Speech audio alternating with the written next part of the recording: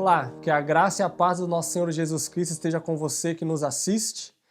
Vamos dar continuidade ao nosso seminário de Conjuf, Conversão e Justiça pela Fé. Hoje o nosso tema vai ser predestinação e eleição bíblica.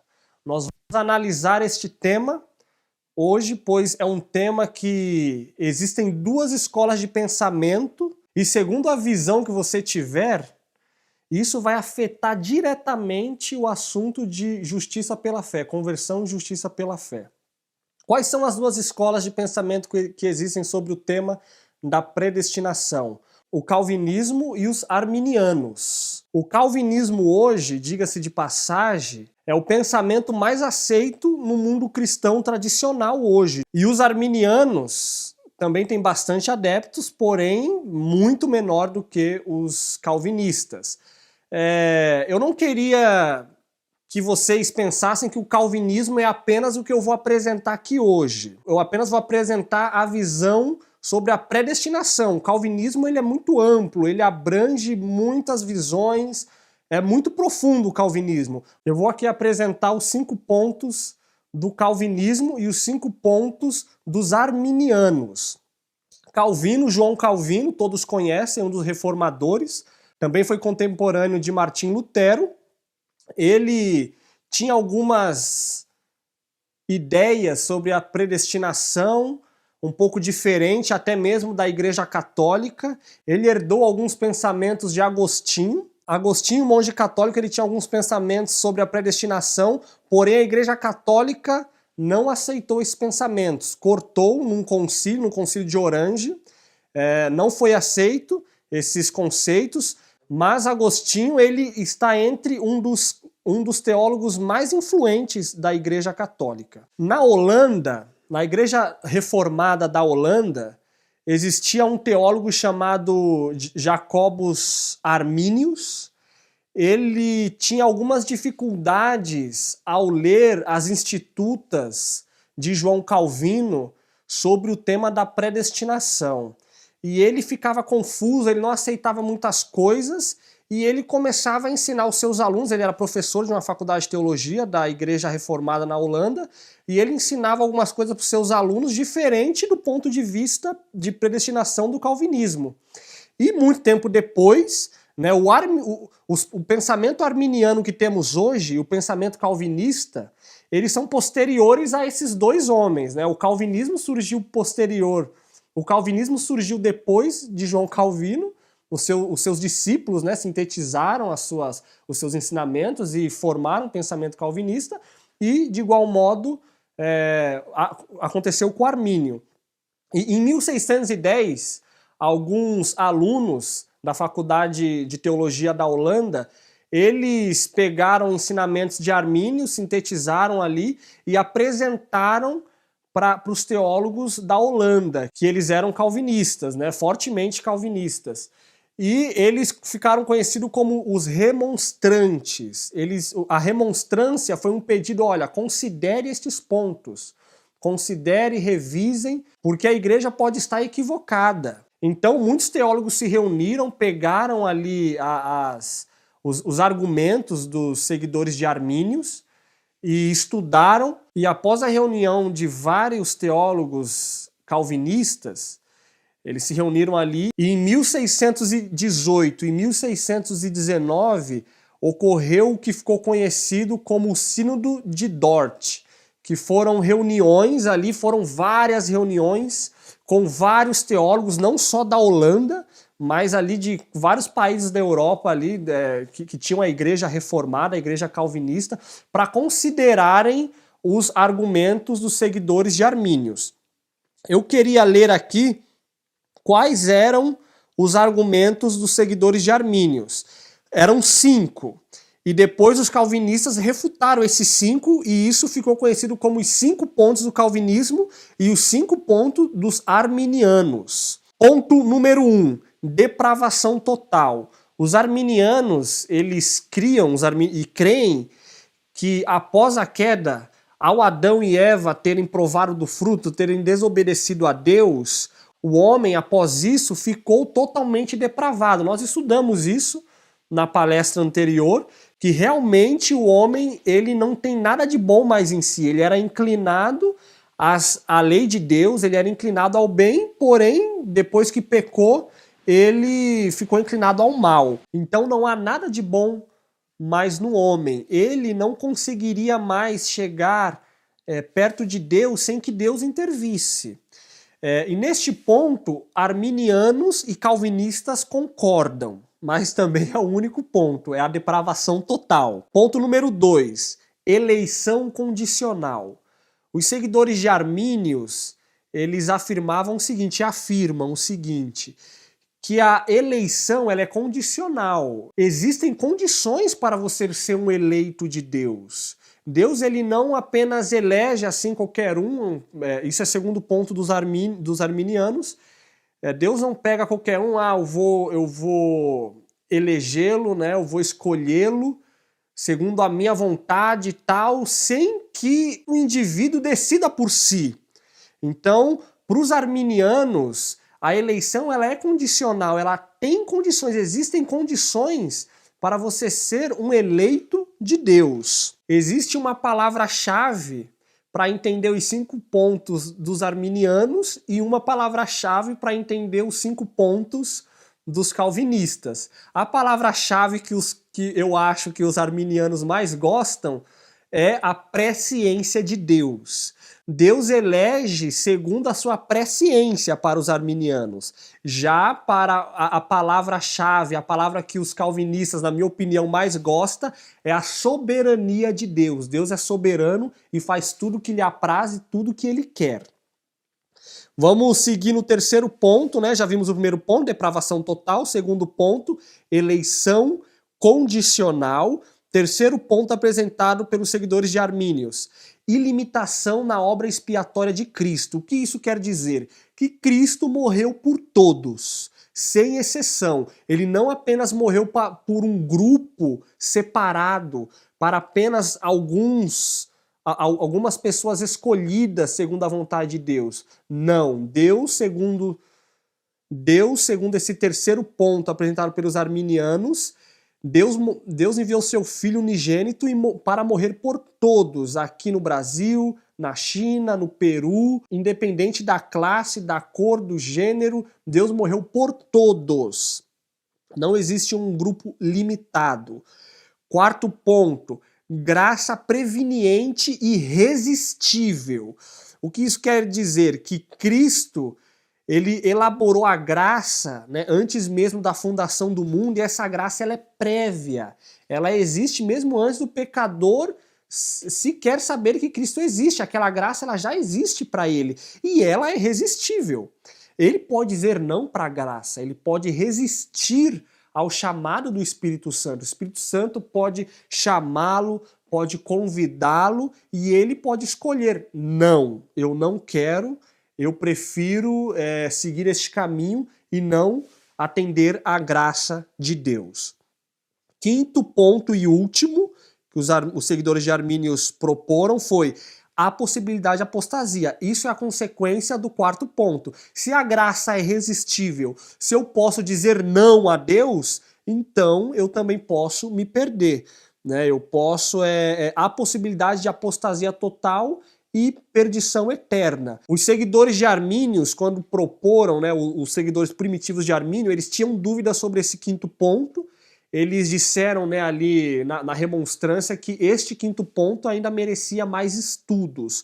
Hoje, no meio dos arminianos, você pode encontrar divergência sobre este quinto ponto. Agora vamos ver o que os calvinistas responderam para os arminianos, né, os teólogos calvinistas, nas reuniões de 1618 e 1619.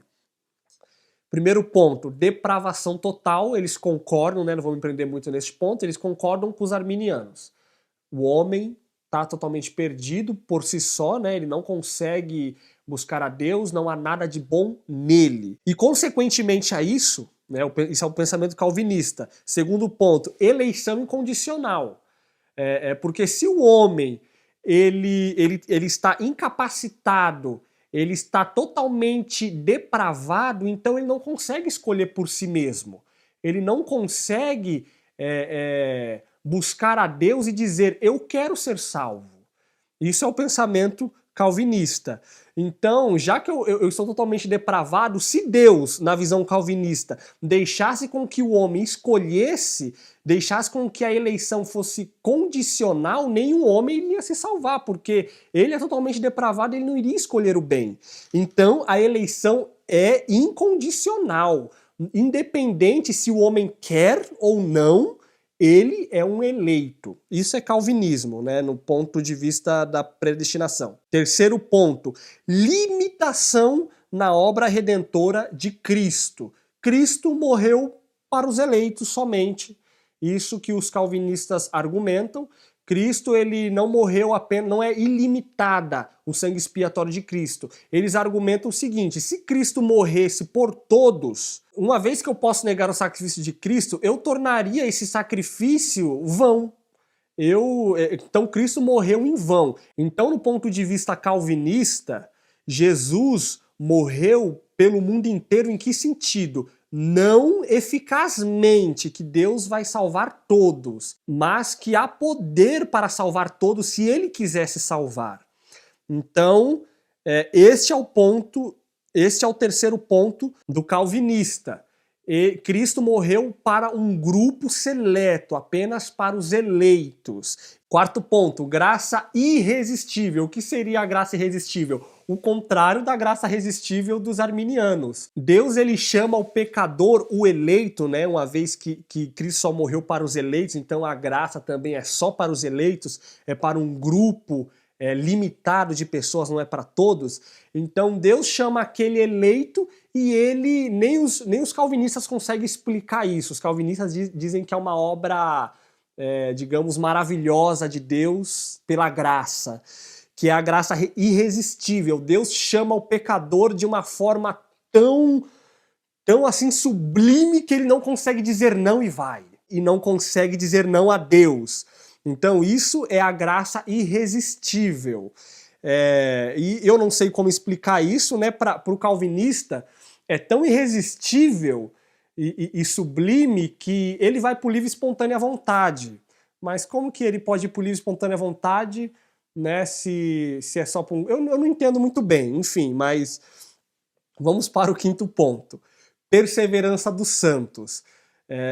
Não há possibilidade de perdição. Né, o Cristo, Deus enviou seu Filho, né, desde a fundação do mundo para morrer pelo eleito, e ele chama o eleito, e Deus, lembra a palavra que o calvinista gosta? A soberania de Deus. Deus é soberano, escolhe quem quer, pela graça irresistível, convida esse pecador e ele irresistivelmente vai de livre e espontânea vontade e Deus o preserva, o Espírito Santo preserva até o fim, ajuda-o a perseverar até o fim e ele será salvo. Para o arminiano, existe o braço de Deus, claro, que é a graça, isso é pela graça, mas também o homem tem que decidir, ou seja, é Deus e o homem ali juntos. Deus que começa a obra, né, e termina, mas o homem que tem que dizer sim ou não. Já para o calvinista, Deus do começo ao fim. Deus começou a obra, Deus termina a obra, o homem não tem condições de dizer sim ou não, então Deus diz sim por ele ou não para ele. Existe uma divergência aí sobre... calvinistas que acreditam que Deus predestina, né, a dupla predestinação, que Deus predestina uns para perdição e salvação, e tem um outro ramo do calvinismo, no que eu esqueci o termo, tá? Deus só elege para a salvação. Sendo que todos os homens já estão destinados para a perdição, então Deus só iria elegê-los, né, predestiná-los à salvação. Nós adventistas somos adeptos do pensamento arminiano, nossos fundadores, né, nossos pioneiros, inclusive Ellen White ela era wesleyana, né, o John Wesley, ele era um adepto, apesar de ter crescido na igreja anglicana, que é calvinista, né, ele teve contato com escritos de Jacobus Arminius e ele se maravilhou e passou a crer como Armínio cria. E de Ellen White, uma das nossas pioneiras, ela era wesleyana, ela veio de raízes wesleyanas, então ela também é adepta do pensamento arminiano, consequentemente, todos nós adventistas do sétimo dia somos mais inclinados ao pensamento de Armínios do que de João Calvino. Apesar que hoje o calvinismo, desde a década de 50, nós vamos estudar isso em outras aulas sobre a história da Igreja Adventista. Desde a década de 50, o calvinismo tem tido certa influência na teologia adventista. Ainda fraca, né, mas já se sente um pouco da influência calvinista no meio adventista. Vamos ler alguns versículos da Bíblia aqui. Vamos sempre ter em mente que existem essas duas óticas, tá, do calvinismo, que Deus é soberano, escolhe quem ele quer para salvar, independente se o ser humano quer ou não, ele chama-o irresistivelmente. E essa outra visão que o homem escolhe se ele quer ou não. Vamos para Efésios 1:4. Olha o que diz aqui. Isso aqui era um versículo forte que Calvino gostava, né? Se baseou também nesse versículo. Diz o seguinte: como também nos elegeu nele, em Jesus, antes da fundação do mundo, para que fôssemos santos e irrepreensíveis diante dele em amor. Então aqui esse versículo, segundo Calvino, Deus elegeu os seus santos, né, aquele que ele quis eleger, antes da fundação do mundo, independente se ele quis ou não, né, para esses santos serem irrepreensíveis. No versículo 11, é um versículo mais forte ainda, que diz: nele, em Jesus, digo, em que também fomos feito herança, havendo sido predestinados conforme o propósito daquele que faz todas as coisas segundo o conselho da sua vontade. Ou seja, aqui a palavra-chave que Calvino se apegava bem era o propósito de Deus. Ou seja, Deus faz tudo conforme o seu propósito, não do homem. O homem não tem capacidade nenhuma para decidir o que ele quer ou não. Deus é soberano. Vamos agora ler Romanos 8:29. Para mim é um versículo que dá mais força no pensamento de Jacobus Arminius. Porém, o calvinista ele vai ver por uma outra ótica. Eu não vou ficar lendo aqui muitos versículos em que os arminianos e os calvinistas se prendem. Eu quero ir eu quero fazer um estudo mais prático aqui e para experiências mais práticas da Bíblia. Romanos 8:29. Porque os que dantes conheceu Deus, também os predestinou para serem conforme a imagem de seu Filho, a fim de que ele seja o primogênito entre muitos irmãos. Aqui está dizendo que Deus predestinou, mas diz quem ele predestinou. Diz que ele predestinou aqueles que ele conhece. E Deus, ele é onisciente, Deus, ele conhece todos. Deus conhece todos. Deus, então quer dizer que Deus, ele não me conhece, mesmo que eu não seja um eleito na visão calvinista. Ele não me conhece, por isso que ele não vai me eleger. Deus conhece todos. A Bíblia diz que Deus é o único que conhece o coração mais do que o próprio homem. Nem eu, Aquiles, me conheço mais do que o próprio Deus me conhece. Enganoso é o meu coração. Então Deus, ele tem um plano para todos. Vamos ler aqui 1 Timóteo 2, versículo 4.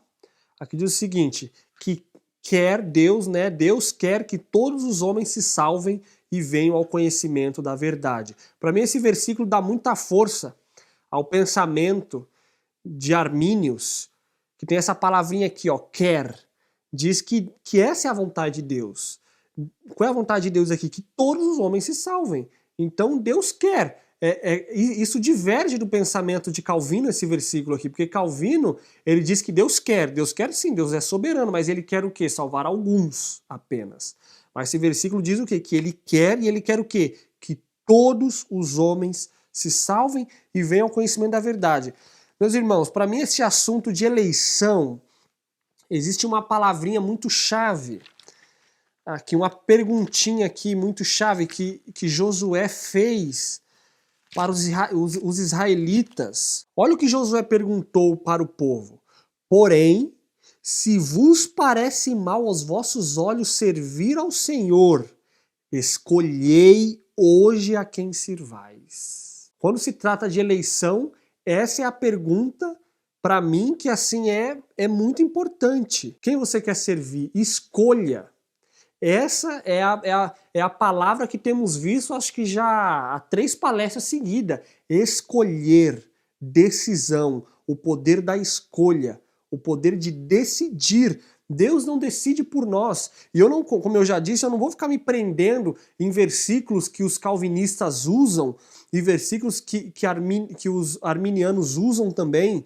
Eu quero me prender mais em experiências bíblicas, de personagens bíblicos, porque ali você vê na prática, aconteceram com pessoas ali, não apenas teoria de versículos, retórica, brigas de semântica, não. Vamos nos prender em experiências pessoais de homens reais que viveram nessa terra e que tiveram fins que eles próprios escolheram.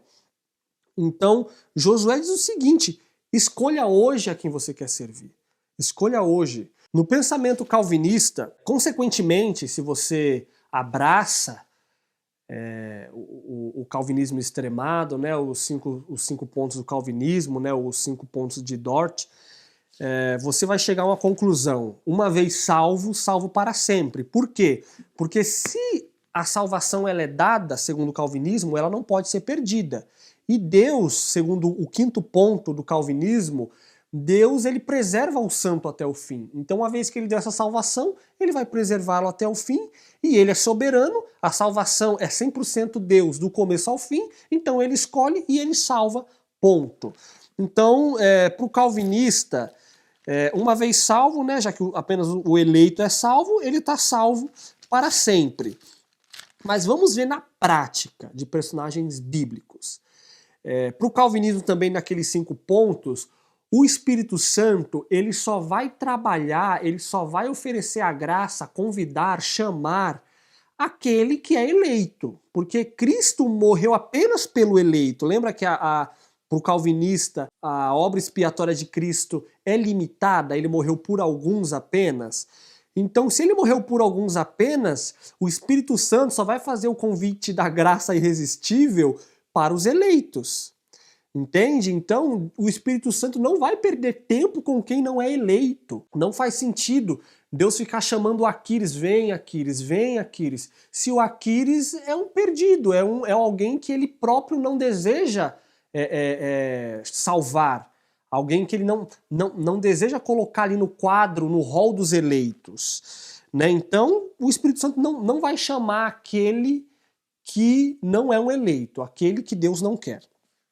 Vamos ver essa experiência na prática na Bíblia, se ela é compatível, se dá para dar crédito. Vamos em 1 de Samuel, capítulo 10. Queria ler um pouquinho da história de Saul, rei Saul, o primeiro rei de Israel. A partir do versículo 1, lá nos diz o seguinte: então tomou Samuel um vaso de azeite e lhe o derramou sobre a cabeça e beijou, isso a Saul, né? E disse, isso por quê? Porque já no capítulo 9, o capítulo anterior aqui, Deus já tinha escolhido Saul, já tinha escolhido, o próprio Deus. Não foi o povo, não foi Samuel, foi o próprio Deus. Se você ler a história, se contextualizar aqui direitinho, não vou por falta de tempo, não vou contextualizar aqui por falta de tempo, mas você vai ver que foi o próprio Deus que escolheu Saul. Aqui diz o seguinte: então tomou Samuel um vaso de azeite, lhe o derramou sobre a cabeça, beijou e disse, porventura, não te ungiu o Senhor por capitão sobre a sua herança? Ou seja, Deus ungiu a Saul. No versículo 9 do mesmo capítulo, sucedeu, pois, que virando ele as costas para partir de Samuel, Saul, Deus lhe mudou o coração. Ou seja, o Espírito Santo trabalhou ali no coração de Saul e mudou o seu coração. Essa é a obra da conversão. Nós vamos estudar sobre a conversão na próxima palestra. Então Deus mudou o seu coração em outro. Lembra que Paulo diz que eis que tudo novo se fez para aquele que é convertido, é uma nova criatura? E todos aqueles sinais aconteceram naquele mesmo dia. Versículo 10. E chegando eles ao outeiro, eis que um grupo de profetas lhe saía ao encontro, e o Espírito de Deus, o Espírito Santo, se apoderou dele, de Saul, e profetizou no meio deles. Ou seja, a experiência de Saul, e se você for ver, as pessoas têm uma visão muito pejorativa de Saul. Realmente ele foi um rei assim, muito ruim, né? Ele se desviou dos caminhos de Deus. Mas no começo ali da sua trajetória, Saul você vai perceber, se você ler, era um cara muito humilde, era um cara assim, vergonhoso, um cara que sabia se pôr no seu lugar, buscava a Deus, depois que ele caiu. Então aqui Saul chegou numa experiência tal que o Espírito Santo mudou o seu coração e ainda lhe deu visões, o tornou ali por um momento em um profeta. E ele começou a profetizar pelo poder do Espírito. Pelo poder do Espírito. Mas como? Aí eu faço a pergunta. Mas como se o Espírito Santo só trabalha com um grupo limitado de pessoas, os eleitos? Versículo 24 do mesmo capítulo. Então disse Samuel a todo o povo: vedes já quem o Senhor escolheu? Está perguntando para o povo. Está perguntando, você já viu quem o Senhor escolheu? O Senhor. Pois em todo o povo não há nenhum semelhante a ele, a Saul. Então jubilou todo o povo e disse: viva o rei, a Saul. Vamos aqui no versículo 13 do capítulo 13. Olha só a história já mudando. Então disse Samuel a Saul: procedeste neciamente. Samuel deu uma ordem, Deus deu uma ordem para Saul, e Saul descumpriu essa ordem, e Samuel foi repreendê-lo. E olha o que aconteceu. E olha o que Samuel disse: procedeste neciamente. E não guardaste o mandamento que o Senhor teu Deus te ordenou. Porque agora o Senhor teria confirmado o teu reino sobre Israel para sempre. Olha só, aqui, essa história aqui, esse versículo aqui é muito chave. Por quê? Porque isso aqui é uma prova. Deus estava provando Saul. E com a possibilidade de conseguir, e com a possibilidade de êxito, e com a possibilidade de reprovação. E ele foi reprovado. Ele foi reprovado. Se a salvação é Deus de começo ao fim, eu não escolho e eu não posso perdê-la uma vez que ela foi dada por Deus, né, segundo o pensamento calvinista, então por que Deus ele chamou alguém que ele já iria reprovar, tá? E ele ainda fala assim, ó, Deus teria te confirmado o reino, né? Aqui se limita ainda o reino, tá? Não apenas a salvação. Depois nós vamos ver, depois não que eu não vou continuar a história, mas depois vocês podem ler que mais pra frente ele foi sendo reprovado porque ele não foi passando nos testes e até que então ele, coitado, perdeu a sua salvação. Então Deus, ele fala, então Samuel falou, olha, Deus poderia ter confirmado, né? Deus poderia ter te colocado no lugar de Davi, como o reino de Davi é eterno e culminou em Jesus. Jesus poderia ter procedido das entranhas de Saul, mas ele não passou no teste. Então aqui nós vimos o primeiro exemplo bíblico prático de uma experiência de um personagem real que foi chamado por Deus, que o Espírito Santo trabalhou, profetizou, porém foi reprovado. Segundo exemplo, vamos ainda em Samuel, capítulo 1. Vamos falar um pouquinho de Eli. Versículo 17 do capítulo 1. Então respondeu Eli a Ana, né, mãe de Samuel: vai em paz e o Deus de Israel te conceda a petição que lhe fizeste. E Eli ocupava um cargo altíssimo, como já mencionei, de sumo sacerdote. O sumo sacerdote era importantíssimo para a nação de Israel.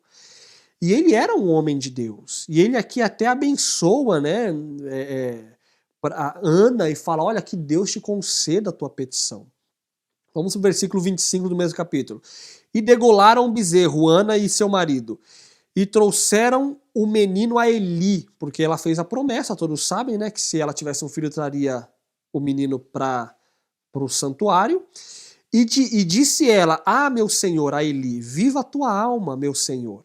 Eu sou aquela mulher que aqui esteve contigo para orar ao Senhor. Então a gente vê aqui que Eli era um sumo sacerdote ali que acompanhava suas ovelhas ali, né? Orava, com elas. Vamos para o capítulo 2, versículo 28. Aqui a história também já começa a mudar um pouco, igual mudou com Saul. Eli, apesar de continuar no sumo sacerdócio, e seus filhos também no sacerdócio, ele começa a condescender com seus filhos, com o pecado dos seus filhos, e Deus traz uma reprovação através de um profeta, de um homem de Deus, não é mencionado o nome aqui. E a partir do versículo 28 diz, do capítulo 2, e eu o escolhi dentre todas as tribos de Israel por sacerdote para oferecer sobre o meu altar, para acender o incenso e para trazer o éfode perante mim, e dei à casa de teu pai todas as ofertas queimadas dos filhos de Israel. Por que pisaste? Deus perguntando agora para Eli. Eu te concedi tudo isso, Eli, esse privilégio de oficiar perante mim, perante meu templo, perante a arca da aliança. Por que pisaste, versículo 29, o meu sacrifício e a minha oferta de alimentos que ordenei na minha morada, e honras a teus filhos mais do que a mim, para vos engordardes do principal de todas as ofertas do meu povo? Por que ele...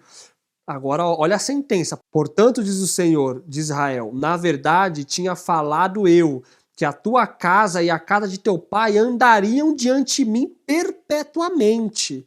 Porém, agora diz o Senhor, longe de mim tal.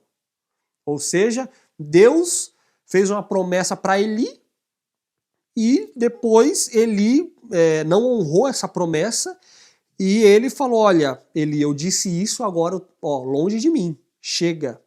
Longe de mim tal coisa, porque aos que me honrarei. Isso é chave também, essa última parte. Porém, aos que me desprezam serão desprezados. Ou seja, é condicional. É condicional. Se você escolhe honrar a Deus, Deus te honrará. Se você escolhe desonrar, Deus deixará Deus deixará o curso natural das coisas, se você desonrar a Deus. E olha o que acontece no versículo 14 do capítulo 3. Portanto, jurei à casa de Eli que nunca, jamais será expiada a sua iniquidade, nem com sacrifício, nem com oferta de alimentos. Ou seja, perdição. Deus está falando que um homem que uma vez foi sumo sacerdote, que oficiou, os calvinistas podem apelar e dizer o seguinte, mas a gente não está mencionado que Eli realmente era convertido. Meu irmão, Eli era sumo sacerdote. Eli oficiava diante a arca de Deus numa época que, se houvesse pecado, ele era fulminado na hora no Yom Kippur, no dia da expiação. Não tem como dizer que esse homem ele não era um homem de Deus. Não tem como dizer. Ele foi um homem que abençoou a Ana. Ele foi um homem que educou Samuel, e olha que bênção foi Samuel. Também educou seus filhos, que foram a maldição. Que incógnita. Então Deus aqui no versículo 14, ele fala, olha Eli, você foi isso perante mim porque escolheu. Agora está sendo isso e não vai ter mais expiação. Porque Deus advertiu, chamou, convidou, porém Eli foi se recusando até que pecou contra o Espírito Santo. Um pecado sem volta. Um último exemplo que eu queria mencionar está em 1 Reis, capítulo 13. Aqui foi no princípio do reinado de Jeroboão. Jeroboão ficou contextualizando, ficou com medo do povo querer retornar a unificar o reino, né, uma vez que o reino foi dividido ali, porque o templo e todo o cerimonial era no reino de Judá, no reino do sul, e ele ficou com medo, então ele começou a idolatria. E veio um profeta de Judá, que não nos é mencionado o nome, mas nos é mencionado várias vezes uma coisa, que ele era um homem de Deus. Então este homem de Deus foi convocado pelo Senhor para advertir Jeroboão sobre a sua idolatria. E no versículo 1, vamos ler, no versículo 1 do capítulo 13. E eis que por ordem do Senhor veio de Judá a Betel um homem de Deus. Eu quero me prender nessa palavra, um homem de Deus. Versículo 1. Versículo 4. E sucedeu, pois, que ouvindo o rei a palavra do homem de Deus. Versículo 5. E o altar se fendeu e a cinza se derramou do altar, segundo o sinal que o homem de Deus, terceira vez. 6. Então respondeu o rei e disse ao homem de Deus, quarta vez. No mesmo versículo, então o homem de Deus. No 7, então o homem de Deus. 8, o homem de Deus. 11, o homem de Deus. 12, o homem de Deus. 14, o homem de Deus. E por aí vai no capítulo. O autor aqui, ele quis enfatizar que esse personagem, ele era realmente um homem de Deus. Quando a Bíblia repete muita coisa, é porque ela quer enfatizar.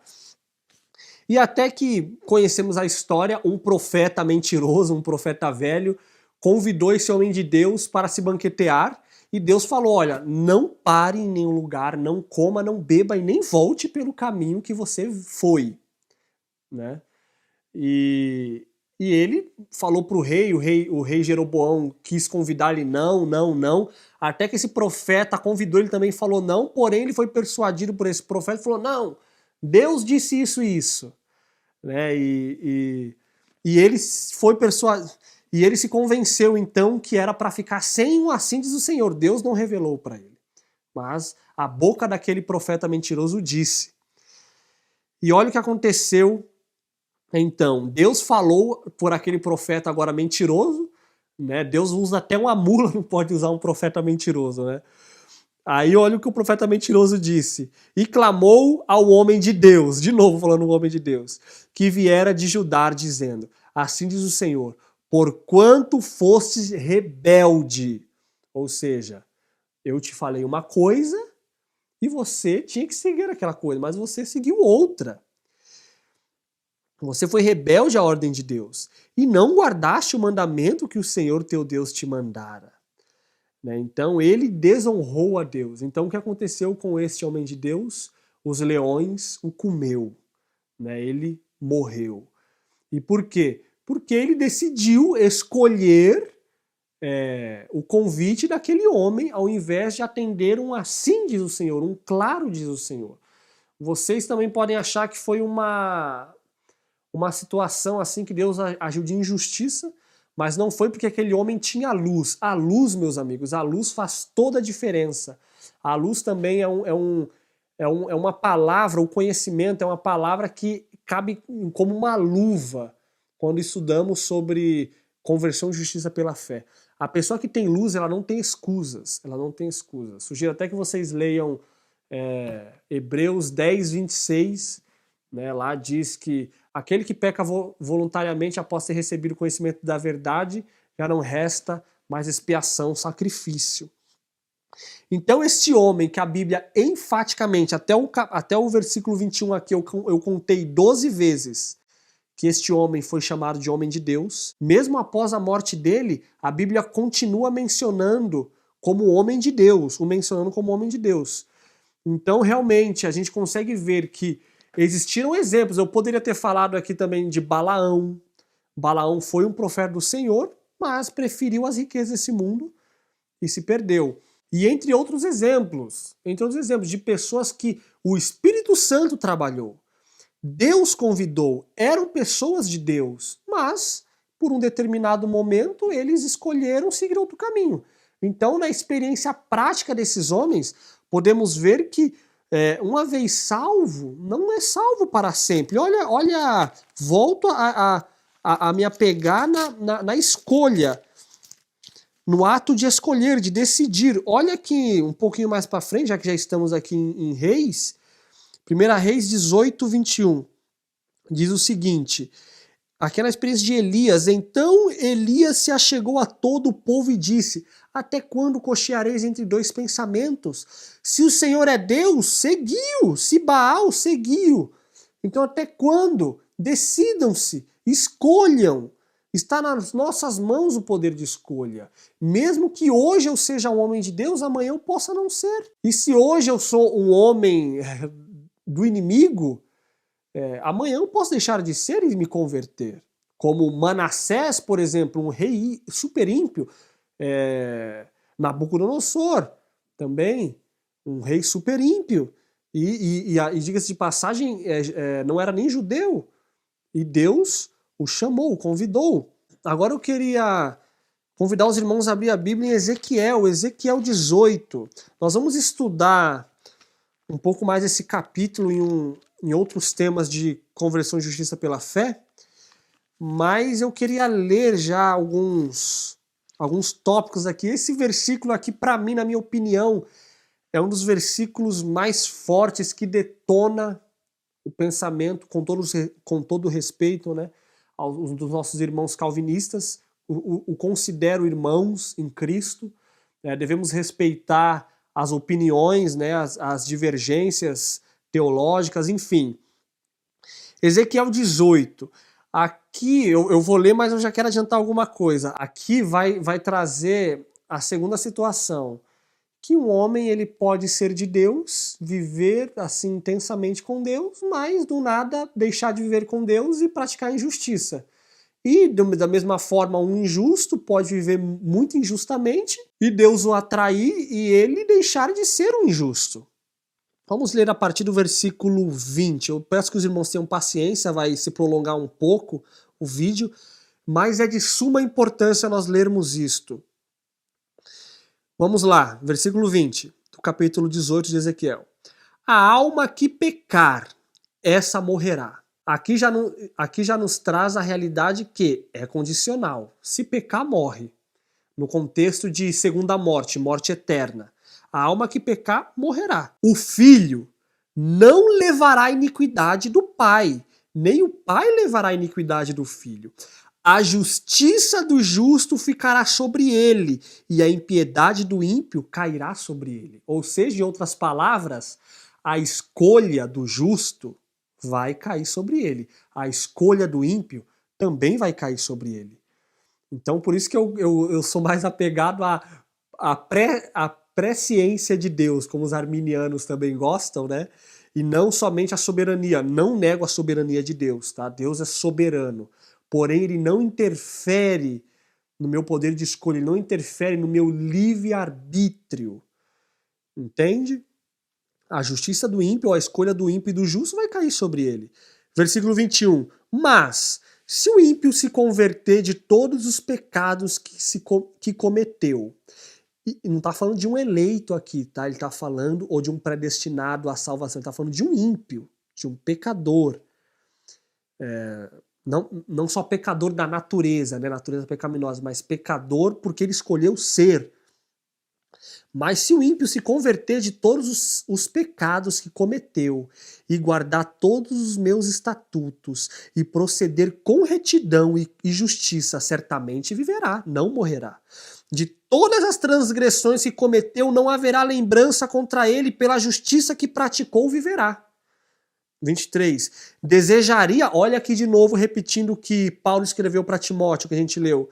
Desejaria eu, aqui a gente pode colocar essa palavra como o quer, que a gente leu lá em Timóteo, né? A vontade de Deus. Desejaria eu, de qualquer maneira, a morte do ímpio? Diz o Senhor Deus. Não desejo eu antes que se converta dos seus caminhos e viva? Olha o que Deus deseja. Deus deseja que, mesmo que ele seja pecador, que eu seja pecador, que eu viva. Mas, agora vamos inverter. Desviando-se o justo, podemos colocar aqui o justo como um predestinado à salvação e eleito. Mas desviando-se o justo da justiça e cometendo a iniquidade, fazendo conforme todas as abominações que faz o ímpio, porventura viverá?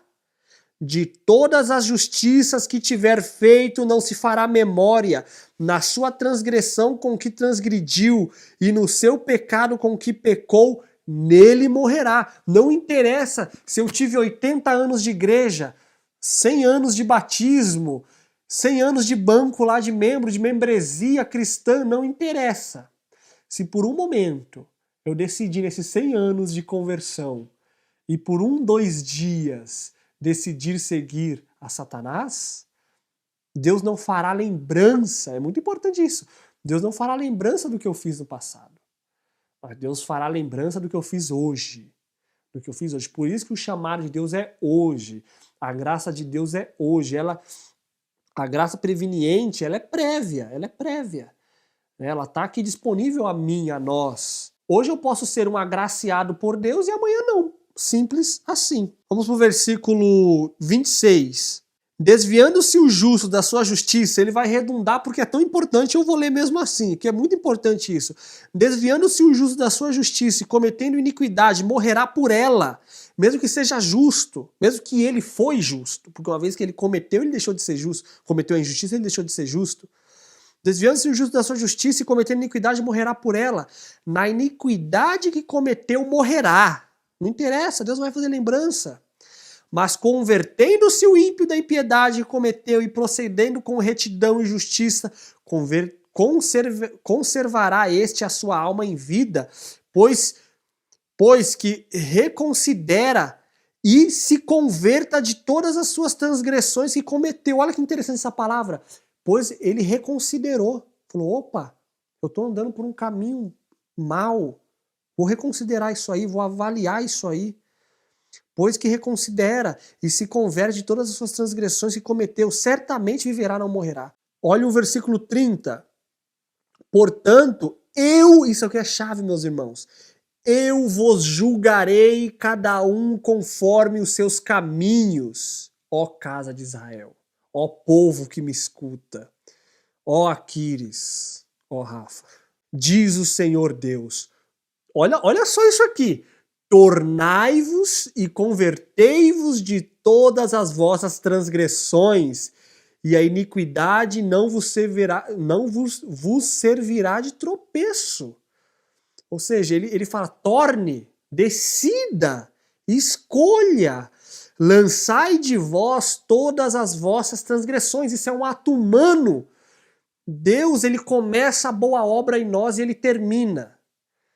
Mas qual é a boa obra que Deus começa? Ele começa a chamar, ele começa a convidar, porque eu de mim eu não tenho nada de bom. Eu não vou do nada assim, hoje eu decidi ser bom, quero ir para a igreja hoje, quero estudar. Não, a partir do momento que eu abro a Bíblia, que eu quero estudar, que surge aquele desejo de ir para a igreja, é porque Deus que está convidando, o Espírito Santo que está fazendo o convite.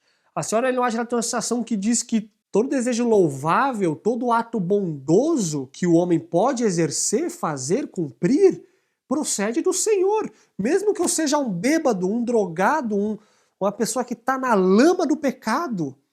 Quando, por exemplo, um bêbado está ali naquela situação degradante do álcool e surge aquele sentimento nele de tristeza e ele quer... começa a pensar ali, nossa, eu preciso largar isso, eu preciso parar com isso. Aquilo já é o Espírito Santo chamando ele. Já é Deus o convidando. Então aí que Deus começa a boa obra. Aí que Deus chama. Porém, compete ao homem dizer sim ou não. E Deus termina essa boa obra aperfeiçoando. Mantém essa obra, Deus começa essa obra convidando, mantém essa obra santificando e termina essa obra glorificando o seu servo.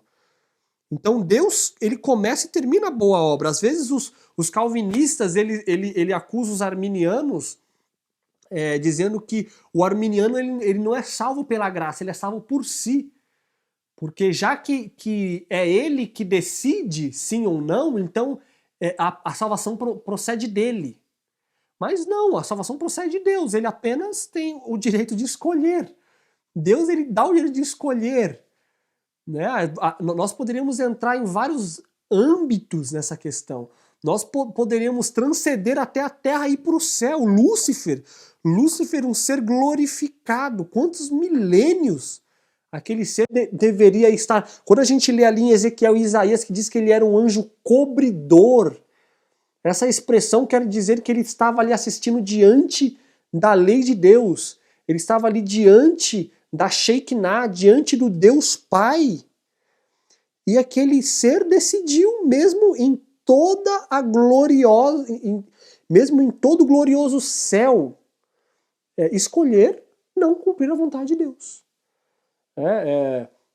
Adão e Eva, mesmo assim glorificados, tendo a bondade de Deus no coração, decidiram Então Deus ele não interfere no nosso poder de escolha.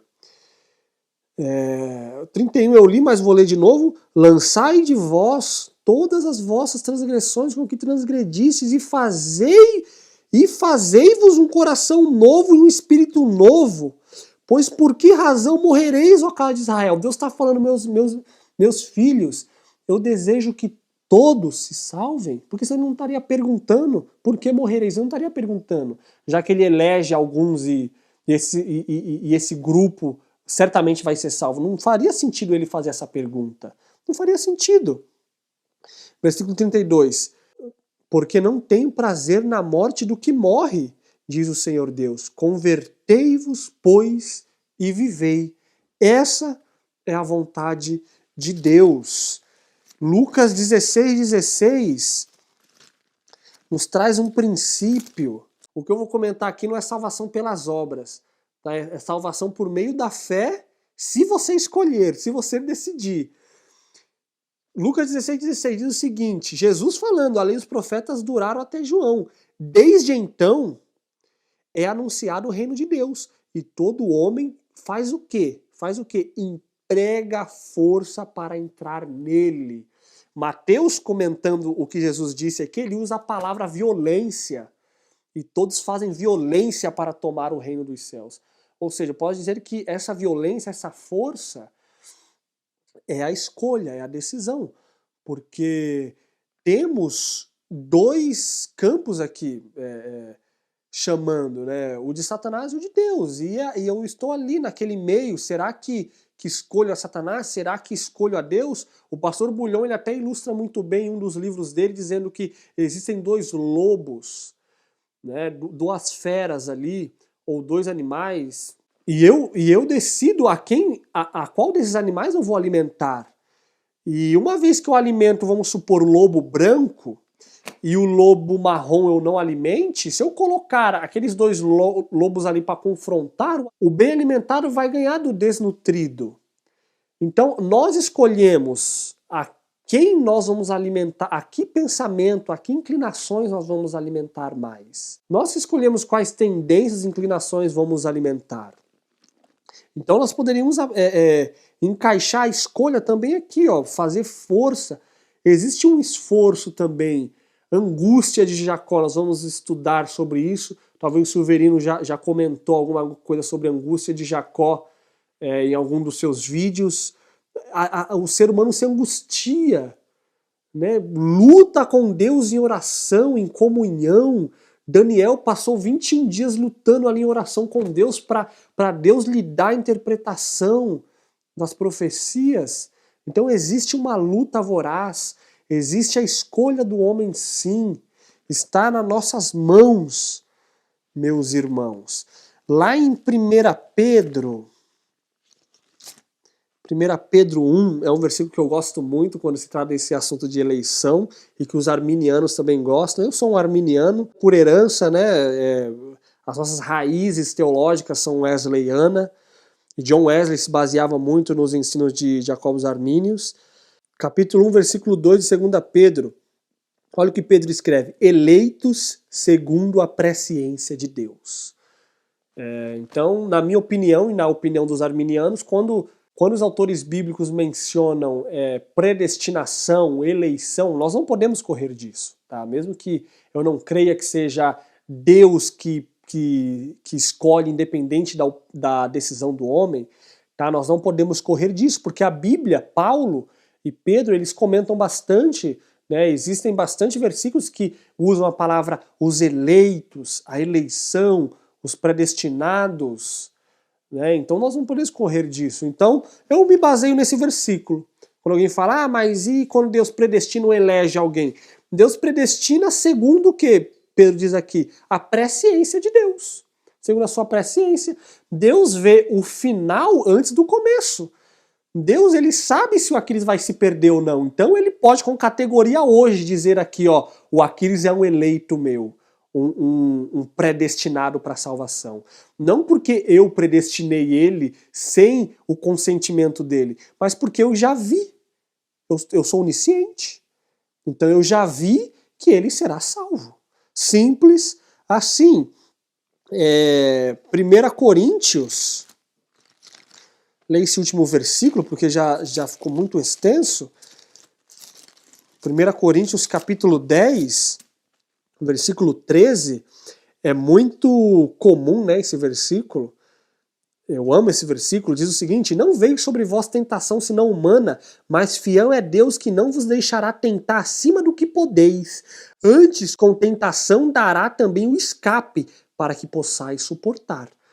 Ou seja, todas as tentações que me sobrevêm, que sobrevêm a você, Deus permite, Deus não dá a tentação, mas Deus permite que ela venha. E Ele já dá o escape dessa tentação. E cabe a mim aceitar essa ajuda de Deus, aceitar esse escape. Cabe a mim. Então, para terminar, eu queria só ler algumas citações, muito breves, da senhora Ellen White. Eu sempre gosto de complementar a Bíblia e Espírito de Profecia. Eu acho muito importante. Patriarcas e Profetas, página 331 e 332. Não é propósito de Deus coagir a vontade. Deus não nos coage, não nos obriga, não nos coloca ali sob pressão. O homem foi criado como um ser moral e livre. Como os habitantes de todos os outros mundos, devia ser sujeito à prova da obediência. Ou seja, não só o nosso mundo, né, foi tentado e colocado à prova, mas todos os outros mundos, né? Somos seres racionais e capacitados a dizer sim ou não. É interessante porque se apegando ao primeiro ponto, tanto dos arminianos e dos calvinistas, segundo os calvinistas, a depravação total afetou tanto o homem que ele é incapaz de dizer sim para Deus. Ou, sim para Deus não, ele é incapaz de decidir pela salvação, ele é incapaz de decidir pela salvação, ele é incapaz de dizer sim ou não, se ele quer o bem, sim ou não, né? Se ele quer o mal, ele é incapaz. Mas não há culpa, meus irmãos, se não há capacidade de escolha. Como é que eu posso ser culpado de uma coisa se eu sou incapaz?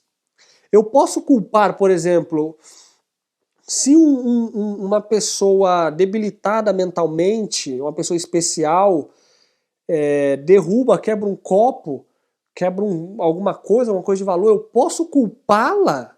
Ela é culpada por aquilo de fato? Não, ela é incapaz. Ela não teve como decidir aquilo. Né? Então a gente tem que parar para pensar nesses pontos quando tratamos de predestinação e eleição bíblica. Caminho a Cristo, página 47. O poder da escolha deu Deus ao homem. A ele o homem compete exercê-lo. Não podeis mudar vosso coração, não podeis por vós mesmos consagrar a Deus as vossas afeições, mas podeis escolher servi-lo. Se você falar, Senhor, eu não consigo, porque nós não conseguimos, mas eu quero, me ajuda. E orar e buscar. Deus ele vai capacitar. O velho ditado, Deus não chama capacitados, mas capacita os seus escolhidos. Podeis dar-lhe a vossa vontade. Ele então operará em vós o querer e o efetuar, segundo a sua boa vontade.